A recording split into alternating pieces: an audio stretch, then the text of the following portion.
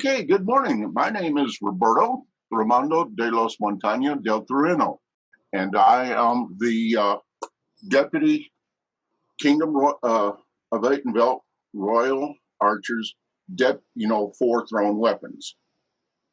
I have been throwing knives, axes, spears for about 4 years now, 4 to 5 years now. I got started at One Australia, and they have just liked it and have been trying to improve and continue from there.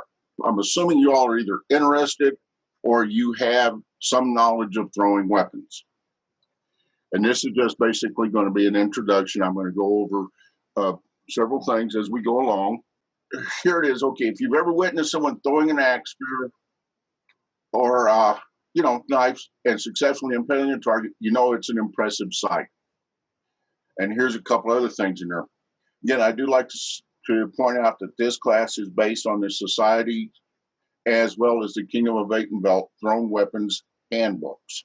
To define what a thrown weapon is, we're going to go over the various weapons, throwing range and safety, targets and stands, as well as events.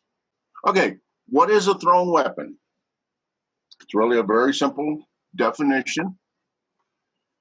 It's anything that can be thrown is a weapon. Granted, what Marvin there is using is not necessarily typically used in the thrown weapons contest. That device coming out of it is what is referred to as a Bryonic spear. Next, we're going over weapons, okay? We're going to talk about the standards. Then we're going to various ones, knives and spikes, axes and hatchets, spears and javelins, as well as maintenance of your weapon. The three that you're showing that are shown here is the top one is a Francesca axe, a boar spear, and the typical bowie knife. And all through this presentation, I'll be talking about specialized and unauthorized weapons, particularly what the SCA allows or what we allow here in Eightenville to be thrown versus what we don't allow to be thrown. Knives and spikes, axes and hatchets, and spears and javelins. Okay, the knives and spikes, again, here are the standards that we use here in the Kingdom of Eightenville. 8 to 16 inches in length, no more than 2.5 inches or 2.5 inches wide. If it has a handle on it, such as the bowie knife, it has to be firmly attached. The blade, as well as the handle, has to be free of burrs or protrusions that would interfere with your throwing. Okay. Again, it must have the shape of a knife, and the case in here has one sticking point, which means the tip or one of the edges. Down. And it's heavy enough construction to prevent excessive bounce back. I have seen people that have thrown, oh yeah, I got this little dinky knife, and I can throw it like an expert. And sure enough, they hit the target, and here it comes right back at them. Axes and hatchets. In this case here, the head is made of metal with a single blade. We normally do not allow double-edged axes to be thrown unless under certain circumstances. Okay, with handle must be between 12 and 24 inches long, and again, free of burrs, cracks, rough surfaces, or firmly attached. It's of a size and weight to be thrown safely and easily with one hand. You go to a lot of these commercial throwers and stuff, and they will start you out throwing two-handed, and then they'll gradually bring you up to one hand. Again, we're saying here that normally we want you to throw it with one hand. Even though this past Australia, we had a lady who couldn't throw with one hand, but she was really good throwing it two-handed, so we just kept her off to the side and let her throw that away. And here in Eightenville, no top spikes, spike poles, butt spikes, or hammerheads are allowed. And I'll get into what those are in a little while. Moving down to spears and javelins. Overall length, 4 to 7 feet. The spearhead must be firmly attached. the haft or the shaft is free of burrs, rough surfaces, and major cracks. Anytime you have a weapon with a wooden handle or a wooden shaft on it, definitely make sure it is free of these defects, because they can hurt your hand when you're throwing unless you're using gloves. And even then, that becomes an impairment in your throwing. No flights or stabilizers. Again, it's of a size and weight to be thrown safely and easily. And then here we have a young thrower with his rubber axe. Then we have in here, all weapons should be of a size and weight which allows it to be safely thrown. This goes for any weapon, regardless of what you're using. Down here, okay, again, no design features that hinder the throw. The upper knife is an American World War I trench knife, with the knuckle dusters or the brass knuckles on the handle makes it difficult and hard to throw. The axe on the left side is a medieval fantasy axe, which I do not recommend being thrown in any cases other than as a demonstration, mainly because with those holes in there in the handle, they could catch on something. The other one on the other side is a boar spear, or a representation of a boar spear. Usually the quillins are a little bit longer and stuff. What makes this one difficult to throw is that it has a tendency to be awful heavy. And again, the other things that affect throwing weapons are, again, your stance, throwing technique, as well as injuries and handicaps. Stance, you'll see some people stand foot forward, both feet together, foot back, their dominant foot back or dominant foot forward. Throwing technique, or you're throwing it by the handle, you're throwing it by, like particular knives, you're throwing it by the handle, you're throwing it by the blade. Injuries or handicaps have to be taken into account, because we had a deaf thrower at Estrella this past year. It was interesting because we had to have somebody come up with that new sign language to tell her when to throw, when not to throw, when to hold, and whatever, other commands. I am handicapped because I have an artificial knee as well as a busted shoulder, and it hasn't stopped me yet. All right, specialized thrown weapons. Its definition is any weapon that has been designed with more than one impact surface to increase the chances of it sticking in a target. The nice one on the left is referred to as a medieval throwing axe. Who by, I have no idea, but it's sitting there, and it is definitely by 8 and belt standards not allowed unless you're going to demonstrate it. The little device on the right, shuriken throwing star, is illegal for one reason and one reason only. In the state of Arizona, it is illegal to throw them things. Other than that, it has multi-point weapon. Okay, another specialized throwing weapon is any weapon that provides a mechanical advantage to generate a force greater than what is achieved directly with the thrower's arm. And that would be anything like sling. In this case, I'm showing two representations of the atlatl, and we have our gaucho at the center here with his bola, and those are considered, mechanical devices or mechanical advantages. What's interesting to note is the atlatl was primarily used in really ancient times by a lot of the primitive folks. Then for some reason, its use died out in Europe and Asia. But however, as you can see here, we have a Aztec jaguar warrior with an atlatl and a Mayan warrior with an atlatl, or Mayan hunter. And predominantly what I found in my reading is that This weapon was primarily used in parts of Africa as well as throughout Central America. If you're going to throw these weapons, again, they're going to be judged on an individual basis and the thrower's ability to throw it. It's used in demos only or special circumstances. This just cropped up recently by the kingdom. Slings and the plumbata, or Roman throwing dart. These two items have just been approved by the SCA. And again, even though it's been recently added, at this time, the Kingdom of Eight Belt does not authorize the use of these two weapons, but is considering portions of it. But there are kingdoms in the East, like the East Kingdom and Atlantia, are already starting to talk about using the sling. Again, slings must have a restraining method so the sling does not fly out of the hand. And that's been primarily what I found. That's primarily like a loop around the finger or loop around the wrist.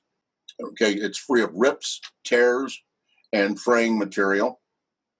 The projectile should be of soft material, and by that they mean like a cotton ball stuffed with rags or a bean bag.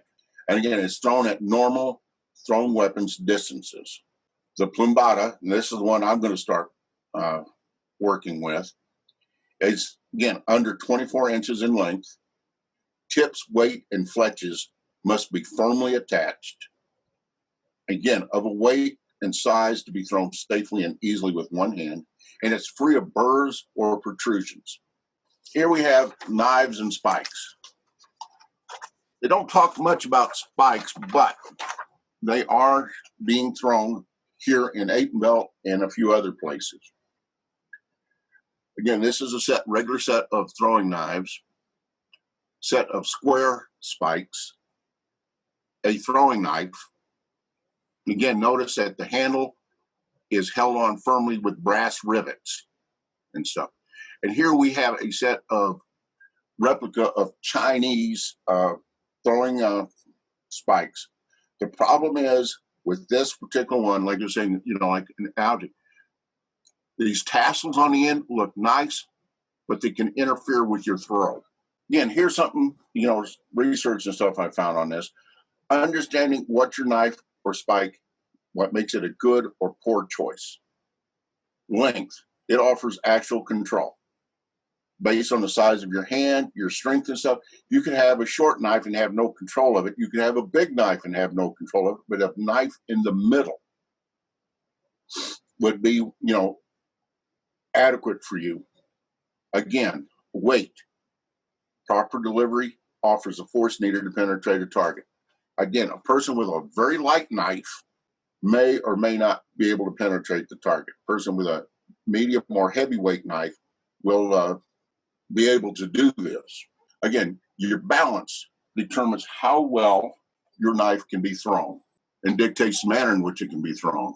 Again, shape or design must have the shape of a knife.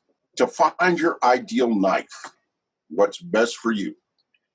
Ideal knife takes a good deal of punishment. That's why the K-bar, the Bowie, any of the designed knives designed specifically for throwing will take a lot of punishment. Down here at the bottom is a Fairbairn dagger. This was developed by a Hong Kong police detective in the early 40s. He came out with a lighter version of it called the Baby Fairbairn. It is good for throwing, but the thing is, the blade is prone to getting bent when you do that. If you miss your target and hit a wall or something. Again, your ideal knife is a combination of the correct length, weight, and balance that suits you, your throwing style, and your strength that you use to throw it with. Okay, other things you consider: construction, steel, the handle. Is it bare blade? Is it a bare handle? Does it have handle attached to it? Does it have, as in the case of my little $5 found at a flea market Bowie knife? I have thrown this one and I like it. And there has this little up curve here on the end of the blade. I've worked a way to throw it using the 3 fingers like this, so it's not hanging up on my little finger, but throwing it like this, and I have gotten very good with this one. Durability. Durability, okay. Is that knife going to last you a long time? And another thing I want to point out, I hear a lot of people talk about Damascus steel as being the best. Folded blades and stuff. Thing is, this knife, it's a nice shape, despite the serrations and stuff. I would not be throwing this knife because I don't want to ruin this beautiful pattern that's in it. So we're talking about spikes. I basically included this one to show you all what spikes, what you can use to make spikes and where they come from.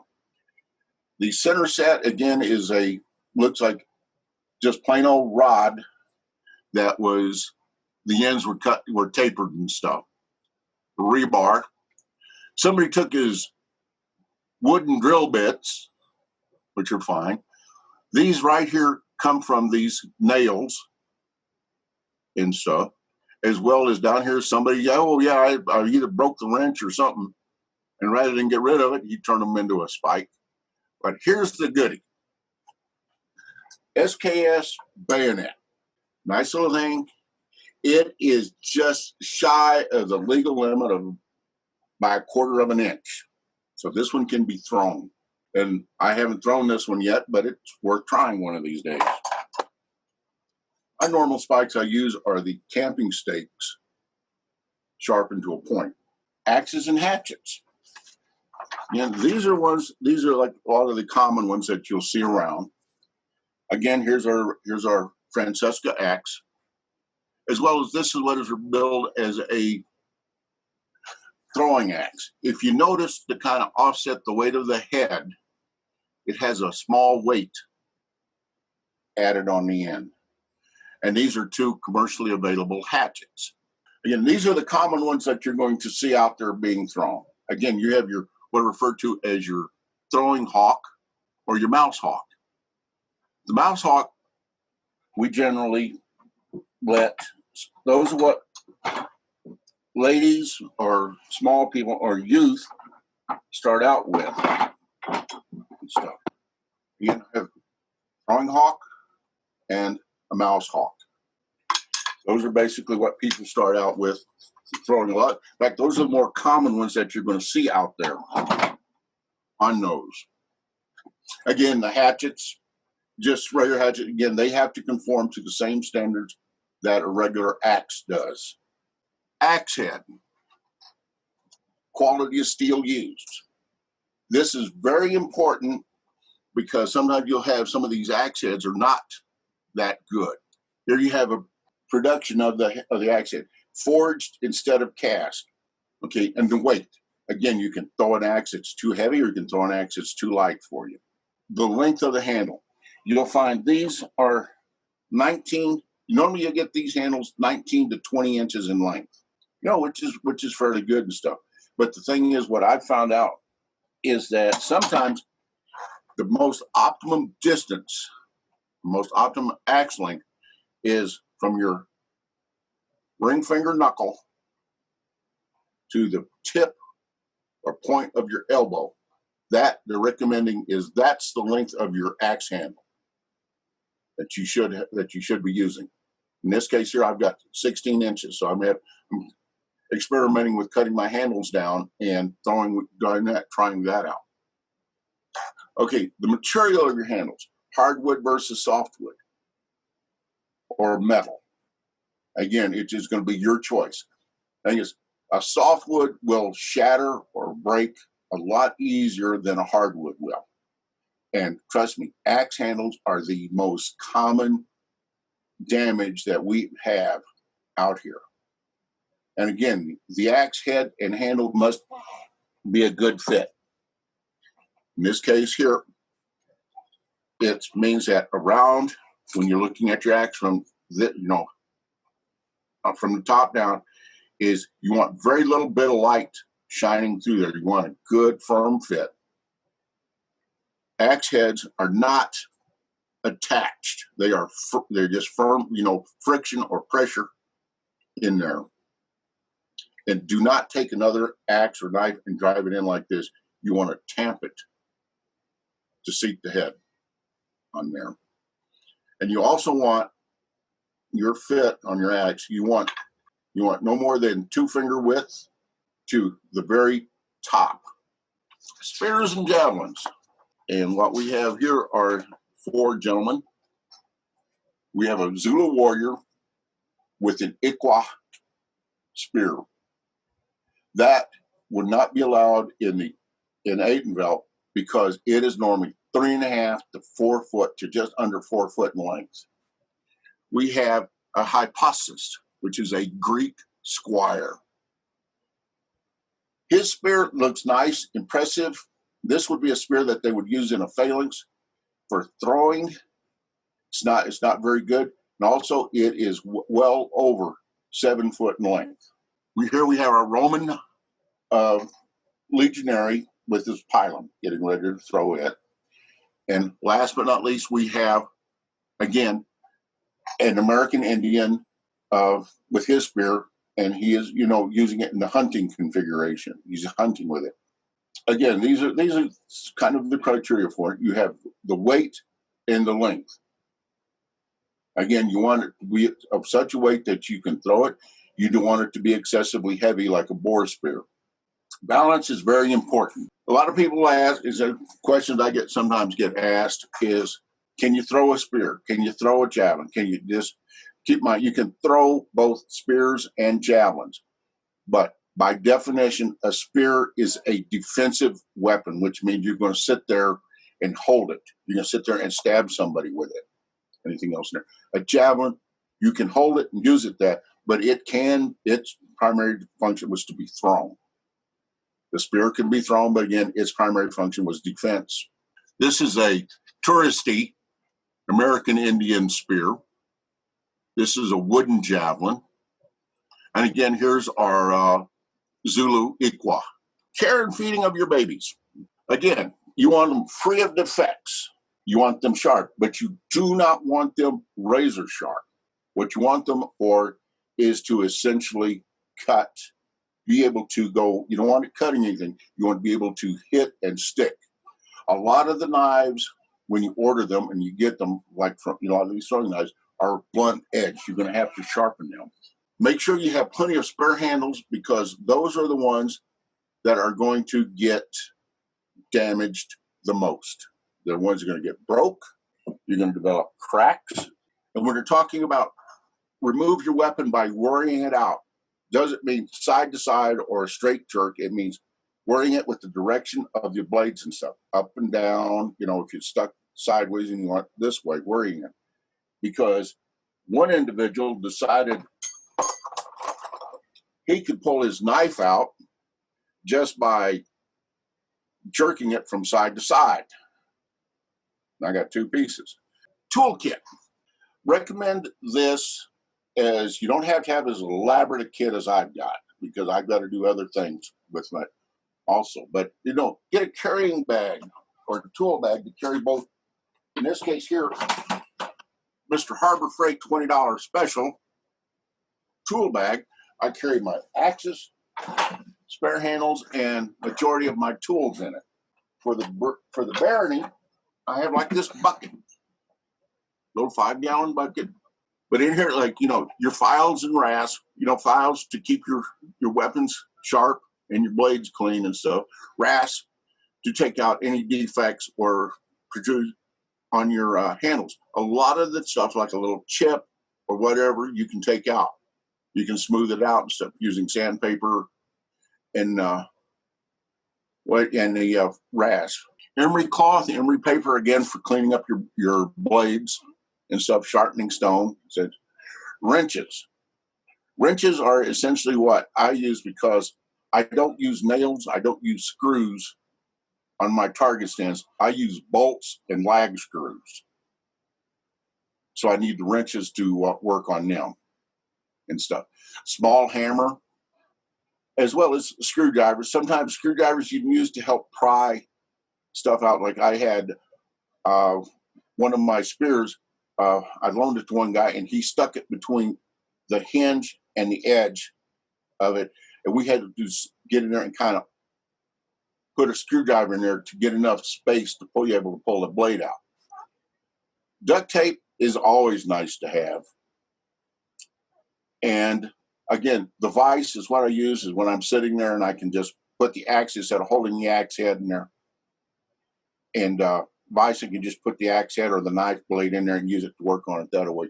The apron is essentially like if you're sitting out there and you don't want to get your garb dirty or something else, or your pants or whatever, just lay a piece of leather or an apron, heavy cloth apron in your lap and use that. That'll catch all the shavings and dust that's generated. Throwing range.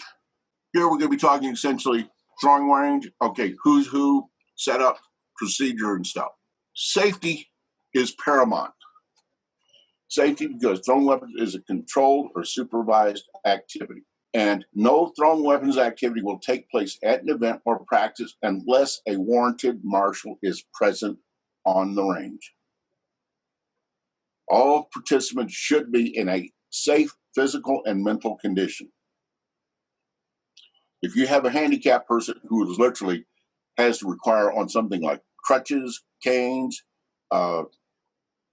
movable, walking, walkers and stuff, or a wheelchair, you need to take into account that when you get them. You may have to let them throw separately and stuff. Again, also you should be not intoxicated, impaired by medications, or excessively tired.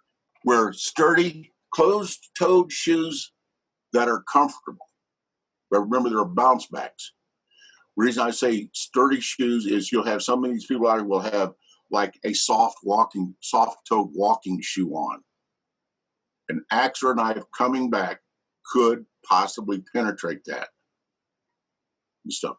Also keep in mind, garb. With what you're wearing, will it affect your throw? I would not wear my puffy sleeved pirate shirt, mainly because the tying strings, as well as the puffy shirt, could possibly catch a weapon. Again, carry your weapon in a safe manner at all times. Our young little squire here with his boar spear over his shoulder, that's not recommended. But you either want it pointed directly up or directly down, and make sure the point is away from you. And again, same way with axes and knives, you want them pointed down or away from you. You want to carry your weapons in a sheath, And again, do not swing them in a careless manner.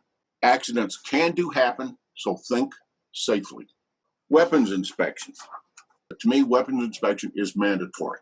And caveat of that is the thrower is ultimately responsible for the safety of their weapons. Shall not knowingly use an unsafe weapon. We had one individual come up, had his handle completely taped on his axe. We had him take the tape off and found one big crack. It's like he had taken two pieces and put them together and wrapped it. Knows and follows their kingdom's thrown weapons rules. Again, the rules are not the same across the kingdoms. Some kingdoms be a little bit differently than the other. And you inspect your weapon before throwing. That is, even if you throw it, you go out, retrieve your weapon, just give it a quick check. Make sure that nothing happened in there. The marshal in charge and assisting marshals have the authority to inspect equipment for safety and compliance. Weapons should be inspected before each event or practice. Again, mandatory. They can restrict or refuse any weapon that is either not up to standards or found to be unsafe. Any weapon can be found unsafe and can be re-inspected once the defect is corrected. And this is one reason why I recommend that you carry the toolkit with you. It doesn't have to be big or elaborate, but something to take care of your weapons while you are there. All right, who's who on the range? Okay, the Kingdom Royal Archer here in Nadenville, the Kingdom Royal Archer and the Deputy KRA for thrown weapons, we are up here at the top, Again, your local captain of archers or thrown weapons, or your lieutenant of archers and thrown weapons will be at your group level or local group area. If you don't have either of those, then you need to appoint or have a marshal in charge. Either one of these three are the people that would be in charge of your local group's program. Okay. Assisting them will be the range marshal. These are authorized marshals and stuff that have gone through the training and stuff, and they will assist the marshal in charge, working the range, allowing people in there. The list is the person who takes care of the paperwork, the attendance forms and what have you. Normally, 9 times out of 10, we do not have a list available, so one of the marshals has to do it. Then you have the marshals in training. These are people that are working towards becoming marshals. And then at the bottom, you have the thrower. Throwers, 8 years and older. I have worked with kids that have been 5 and 6 years old. I've had them out on the range by themselves with me there with them, and if possible, a parent standing nearby.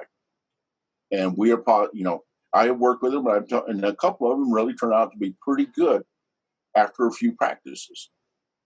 But normally, 17 years old and younger must have the permission of the MIC to throw. The MIC determines that they are not a danger to themselves or others. They demonstrate competence with their weapon. They follow the rule of the lines. Understand that, again, throwing weapons is a controlled, supervised activity. Must have a parent present and must check their child in with the MIC. Those 14 years and younger will be supervised by a marshal, which means a marshal has to be watching them. All throwers and spectators will follow the instructions of the MIC and any marshal assisting him. Failure to do so may result in being removed from the range. Thrower must inform the marshal if they have a handicap or physical limitation. My handicaps are not visible. When I throw a spear, I have to take an extra step. When I'm throwing an axe, I have to be careful on that. In some cases, we are working with underhand throwing methods for people with certain limitations. The range, short, sweet, and simple. Normally, the range is, in this case, this is an ideal situation. Normally, the entrance points will be off to the side. But in this case, because of this, as well as for us having the entrance lines this way, we're maintaining a buffer between the youth target lanes and the spear target lanes. Normally, we would run a tape, yellow tape up this way to mark off the spears, okay? And we normally throw 10, 15, and 20. We have set the range for as much as 50 feet. Targets are normally 6 to 8 feet and apart, center to center. The spear, because of the length of the spear and stuff, we actually demonstrated this one year. We had set the target at 10 foot, and we had a guy that was about 6'2" take his spear. He wasn't throwing, he could literally stick it in there. So we normally use, and also because we're using hay bales rather than hard targets, you'll see some people will be throwing at pine or palm. We normally use hay bales and we stick it out there. Okay, your safety zones. This right here is a 10-foot zone that goes the entire width of the throwing area. Nobody is allowed to stand in there, and preferably any spectators will stand off to the sides. Again, this is an ideal situation. The end of your range is 15 yards back from your further target. Okay, throwing weapons procedures. Ask the MIC range marshal for permission to enter or leave the range. This lets us know that you want to come on or you want to leave the range. The range marshal will call the throwers to the line. This means even though you're standing out there, the range marshal will sit there and say, okay, throwers, get ready. Okay. Before opening the range, the marshal should check to see the range is safe. Throwers are throwing at the targets in front of them, no cross throwing and stuff in there. and they are not in the path of each other's weapons. No one is standing behind or in the path of the arc of the swing. Sometimes you will have a coach, somebody will have a coach out there with them. The coach has to basically stand off and be out of the way from them.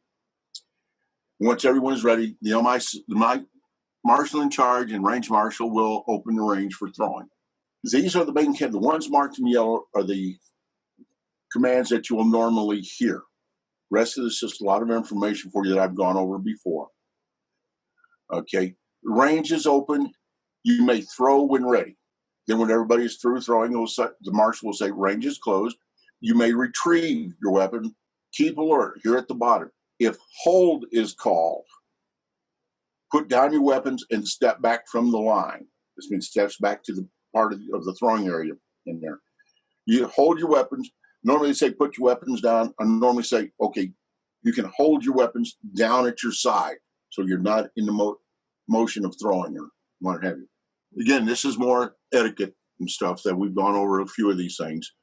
Main thing is, be aware on the range. Do not handle other people's weapons without their permission. And again, do not swing your weapons aimlessly or in a careless manner. You should, anytime you go to an event or a practice, this should be displayed so that you can read it as a refresher. Target stands and rankings. Here we have Lord Ichabod, Lady Erica, husband and wife. I wonder how they settle disputes at the house. Both are pretty good throwers. He's over 6 foot. He uses a smaller set of knives than I would, and he's pretty good with targets. The target stand, again, standard target is 3 concentric circles. The outer circle is 14 inches in diameter. It counts as 1 point.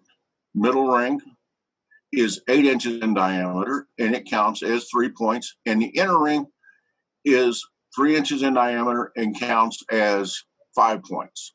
Right? The center of the target must be between 40 and 60 inches from the ground. Target can be printed on paper, cardboard, placed on a target butt, or the target can be painted directly on a target butt. Non-standard targets, again, let your imagination run free. In this case, here it's that you've got, in this case, here you see where somebody has set up some various targets and stuff for people to throw at. And make sure the scoring is clearly explained to throwers if you're at a competition or an event. The target butt. Again, target butts must be designed to limit damage to the weapons, soft enough to allow weapons to penetrate them easily, to prevent bounce back, and allow the thrower to concentrate on form rather than strength and speed. This is something I do not recommend you throwing multiple weapons at a target. Mainly because if you're in a scoring competition, you could have your axe stuck in there, throw another axe, and you can knock it out of there. It's not the fact is that you stuck it, it's when we go forward to score them that it is in the target like that. Again, you have 2 knives. The axe could have taken the knife and hit the knife in there, and it wouldn't count. Axe and knife target butts are typically wooden round, approximately 16 inches in diameter and 10 inches thick. Other wood blanks can be used as long as end grain is used for a target face, and I'll show you an example of those in a minute. Spear target butts are typically hay or straw bales, one stood on end with 2 or more stacked on their sides, and one behind for support. 2 or 3 bales stacked on top of each other. You'll see all forms of this. Tractor Supply sells a compressed hay bale that you can put on a stand, and it is pretty good for spears. Again, other target butts: wooden planks, firewood, scrap wood, and compressed straw bale. This right here, this is a 2x6 frame with 4x4 blocks in there, end grain on the blocks. And you want to be able to prevent your butt from falling over and either damaging your weapons or whatever. You want to secure it in some way. In this case here, a big bungee is used. I normally use cargo straps. Best material to use, palm. If you can get them, palm trees. Palm rounds are very good. Softwoods like cottonwood, pine, and poplar are very good to use. Hardwoods are harder to penetrate, but With time and as your skill and strength improves, you can do that. And again, make sure your target butt is secured to its stand. The stands are made of a sturdy material that can resist repeated hits by thrown weapons without damaging their weapon. Allow for safe retrieval. Hold up the target butt. In this case here, you'll see the little arm sticking out here. Typically, you want those no more than 1 to 2 inches past the front of the butt, because axes, particularly axes and knives, will get in there and they'll split that thing if they hit it right. Normally, I like to try to get it where it's at least a 1/2 inch to 1 inch behind the front. Again, allow for safe retrieval. Hold up the target butt and bear the added weight of unbalancing weight of the weapons. In the case here, normally on this particular style, sometimes you'll see some people have a rope with a there that you can use to stake it down for both front and back legs. On this one, I think between this and the brick and whatever, as well as the stand here, it's not going to tip over. However, something could happen, and it would. Again, the most common stand is a tripod base. Okay, common thrown weapons events. The Royal Round. This is where you, in innate belt, this is where you go and you earn ranking and stuff in there. And again, it consists of 6 throws at 3 distances. The axe and knife, 10, 15, and 20 feet. The spear at 20, 25, and 30 feet. Scoring is based on a standard thrown weapons target. Any weapon cutting the line is counted at the higher circle. The thrower is disqualified when he steps over or on the foul line. Practice rounds are allowed, but the thrower must declare when they are throwing for score. You can't throw say, "Oh, it's sticking to it." I'm throwing for record, and no, it don't count. You have to declare before you start throwing.